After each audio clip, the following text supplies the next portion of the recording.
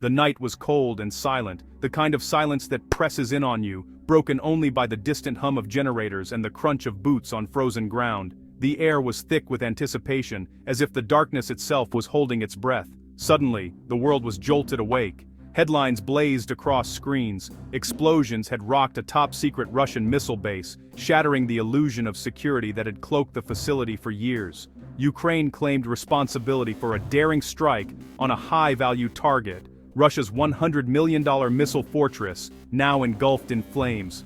The fireball lit up the night sky, a beacon of destruction visible for miles. The world was stunned.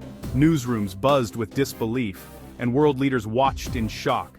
How could one of Russia's most protected and advanced military assets be hit so suddenly, so decisively? The answer wasn't a massive missile barrage or a fleet of bombers. There was no thunderous air raid, no swarm of jets overhead. Instead, it was something much smaller, quieter, and far more clever. A handful of drones, almost invisible against the night sky, slipping past defenses with surgical precision. At exactly 3:15 a.m., alarms shattered the silence at Kapustin Yar, a remote and heavily fortified missile base deep inside Russian territory.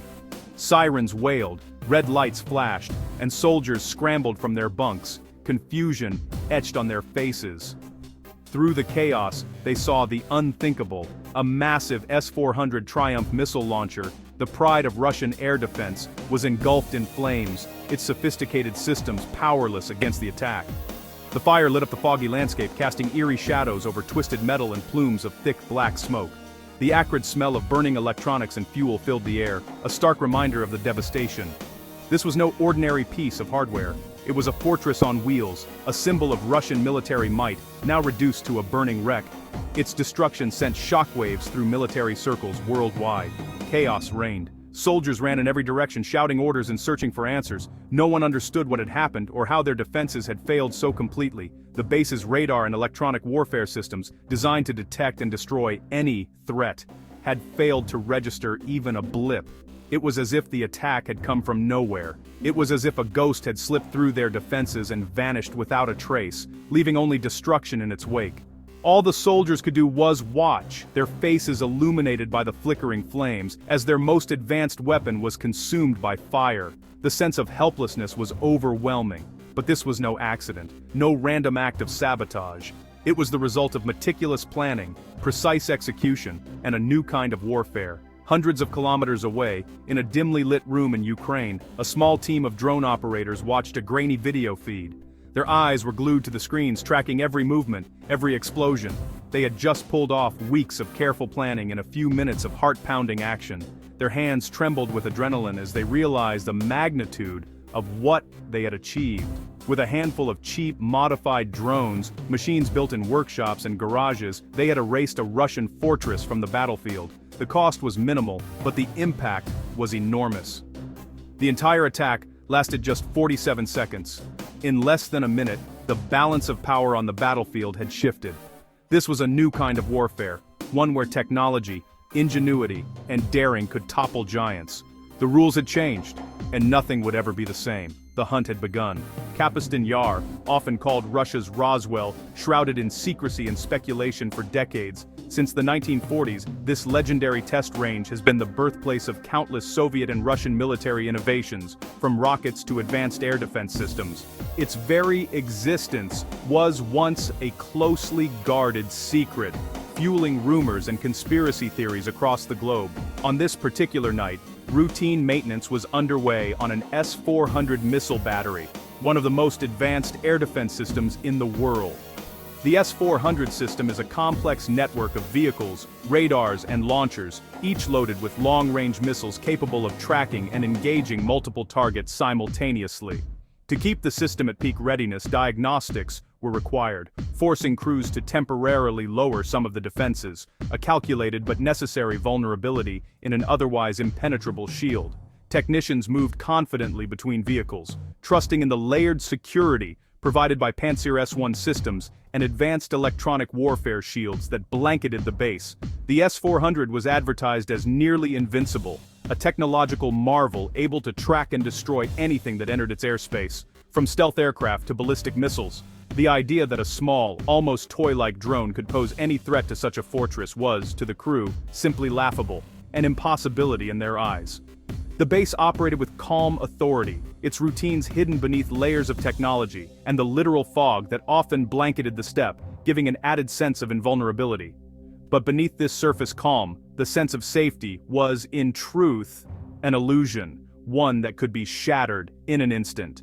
Routine procedures, like shift changes and system checks, created brief, invisible windows of opportunity, moments when the fortress was not as secure as it seemed.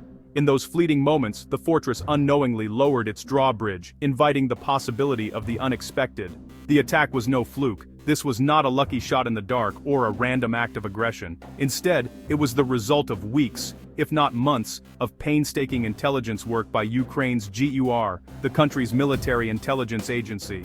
Day after day, analysts watched the base, tracking every routine, every shift change, and every vehicle movement. They probed for digital weaknesses, searching for any vulnerability in the enemy's defenses. A direct assault was out of the question. The base was too well defended. Patience, careful observation, and timing were absolutely key. The GUR identified a rare window of opportunity, a scheduled diagnostic, when the base's air defenses would be temporarily down for maintenance. This was their golden chance.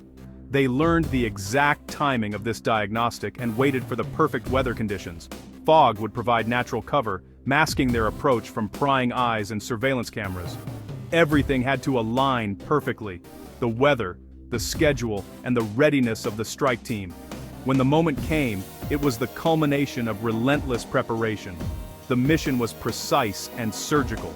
The objective was clear: destroy the S-400 missile launcher, the crown jewel of the base's air defense, while leaving the rest of the installation untouched. The weapon of choice was unconventional, a swarm of small modified commercial drones, each fitted with explosives and programmed for a single devastating purpose. Guided by skilled operators working in near-total darkness, these drones would be the tip of the spear, flying low and fast to evade detection. The patient game was finally over. The plan was set, every detail rehearsed, every contingency considered. The hunters, Ukraine's elite special forces, moved silently into position, ready to support the drone strike if needed. The moment had arrived. It was time to strike, and Ukraine was ready to make its move. Pre-dawn fog cloaked the Ukrainian team as they prepared 4 FPV drones. Each drone, cheap but deadly, was modified with explosives and anti-jamming tech. The plan fly through Russia's defenses and hit the S-400 during its vulnerable window. Alpha, the first drone, launched as a decoy, drawing fire from the Panzer S-1. The Panzer fired, destroying Alpha, but revealing its position. Bravo and Charlie launched next, flying low to avoid the Panzer. Russian electronic warfare kicked in. Bravo's feed went static and it crashed. Only Charlie and Delta remained. Charlie's operator fought jamming, barely keeping control. Delta waited for its moment. The odds were long, 2 drones against a fortress, but the mission pressed on. The final approach began. Ukraine's tactics blended old-school decoys with modern cyber warfare. Alpha's sacrifice forced the Panzer to reload, creating a gap in defenses. Meanwhile, Ukrainian cyber teams jammed Russian communications, sowing confusion. The thick fog acted as natural stealth, blinding optical sensors. Russian gunners were forced to rely on radar, already confused by decoys and cyber attacks. Each tactic peeled back a layer of defense. The corridor to the target was open. Charlie and Delta navigated a battlefield shaped by clever tricks and digital warfare. The defenders were overwhelmed. The attackers pressed forward. Charlie neared the target, but Russian jamming finally brought it down. Now everything depended on Delta, the last drone. The operator flew lower, using Alpha's data to avoid the Panzer and anticipate jamming. The fog hid Delta from view. As Delta broke through the final perimeter, the S-400 filled the screen. Suddenly, the video feed tore. Controls became sluggish. The drone was failing. In a split-second move, the operator pulled Delta up, then cut power. The drone became a silent projectile falling from the sky. Russian EW couldn't stop gravity. The operator watched as the image grew, then went black. A fireball erupted on a separate feed. Direct hit. The mission was complete. The fortress was destroyed. The explosion tore through the S-400's command cabin, igniting fuel and electronics. In seconds, the $100 million launcher became a raging inferno. Russian soldiers fled in confusion, thinking it was a technical failure. The burning wreck stood as a monument to shattered security. The decoy had forced the Panzer to reload. The strike took the entire battery offline. Cyber attacks disrupted communications, slowing response. In under a minute, cheap drones had neutralized a high-tech defense network. As the fog lifted, investigators found only fragments of the drone. No missile, no stealth bomber, just a weapon cheaper than a used car. The fortress had fallen. The rules had changed.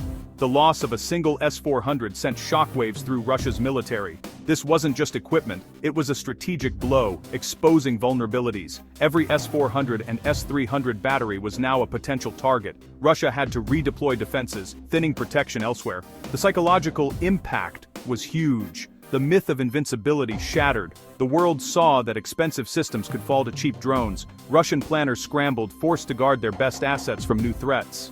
Every redeployed pantsir left frontline troops more exposed. The attack eased pressure on Ukrainian forces. The 47-second strike had consequences that would last for months. The balance of power had shifted. The future of warfare was here. The Kapustin Yar raid is a lesson in modern warfare economics. Russia's $100 million launcher, protected by multi-million-dollar systems, was destroyed by drones costing a few $1,000s. This cost-effectiveness is reshaping conflict. The attack showed the power of cheap, numerous intelligence systems over expensive platforms. Ukraine used innovation, turning hobby drones into precision weapons. Asymmetric warfare at its most effective.